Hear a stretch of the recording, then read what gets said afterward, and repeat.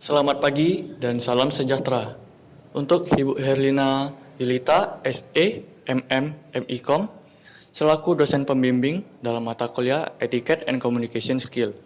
Perkenalkan, nama saya Cahyagung Handrata dengan NIM 34190013. Kelas 4 PDK 1, Universitas Bunda Mulia, Ancol. Di video kali ini, saya akan melakukan pidato singkat tentang virus corona yang ada di Indonesia. Tepatnya pada Hari Raya Idul Fitri tahun 1442 Hijriah. Video ini saya persembahkan dalam rangka keikutsertaan sertaan saya terhadap ujian akhir semester dalam mata kuliah Etiquette and Communication Skill. Selamat menyaksikan. This is Channels Television's breaking news.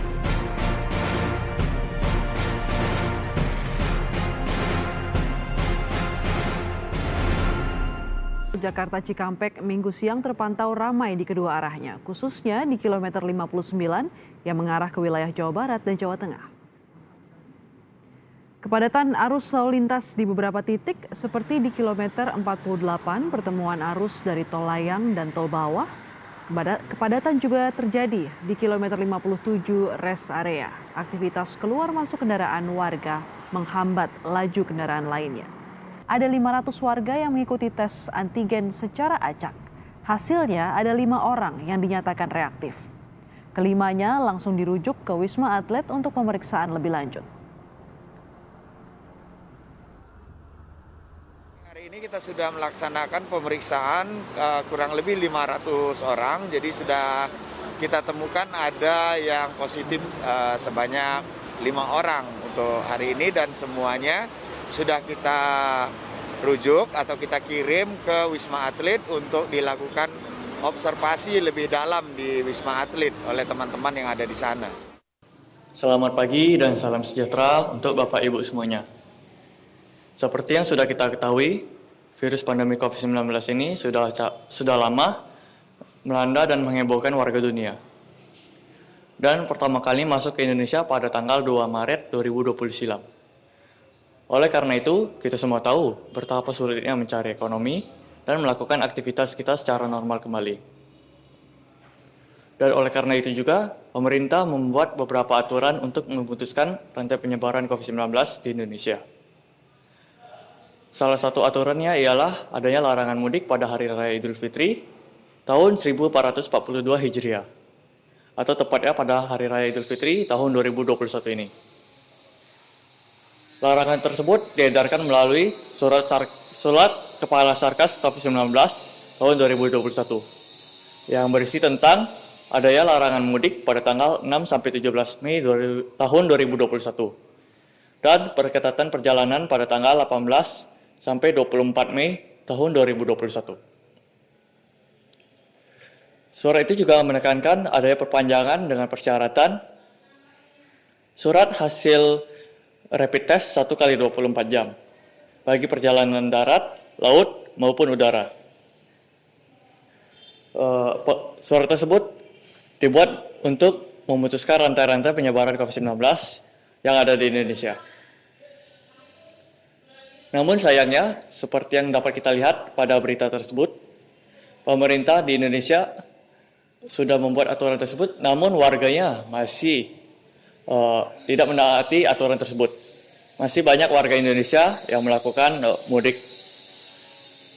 Dan masih banyak juga warga Indonesia yang melakukan mudik tapi tidak memperhatikan protokol kesehatan seperti memakai masker dan membawa surat hasil rapid test 1 kali 24 jam.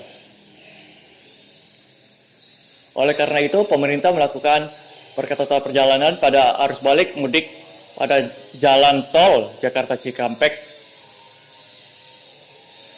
Hal ini juga dapat kita lihat bahwa jalan tol Jakarta Cikampek pada kilometer 45 dipenuhi oleh kendaraan yang laju oleh peserta mudik. Kendaraan laju warga menghambat kendaraan lainnya.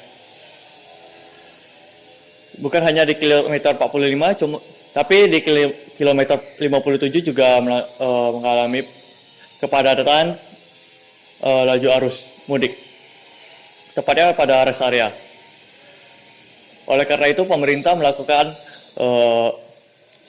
tes surat swab antigen di tempat kepada 500 warga secara acak. Hasil tes tersebut menghasilkan 5 warga terdampak positif COVID-19 dan langsung diarahkan ke Rumah Sakit Wisma Atlet. Pada Rumah Sakit Wisma Atlet, pasien COVID-19 mengalami kenaikan drastis dari 1.300 pasien menjadi 2.013 pasien pada tanggal 30 Mei tahun 2021.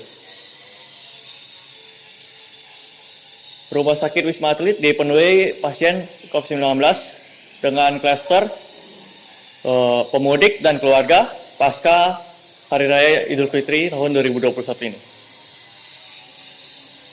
Oleh karena ini, seharusnya kita menghimbau bahwa kita harus memperhatikan protokol kesehatan seperti memakai masker dan membawa surat tes swab antigen 1 kali 24 jam.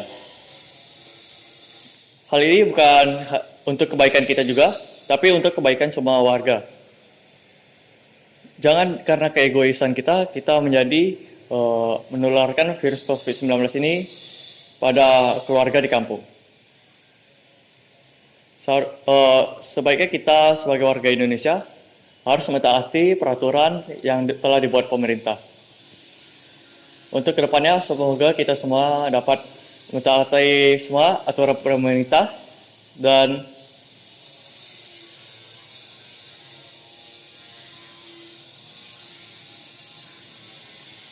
menjadi dan kasus COVID-19 tuntas di Indonesia. Sekian dari saya, terima kasih.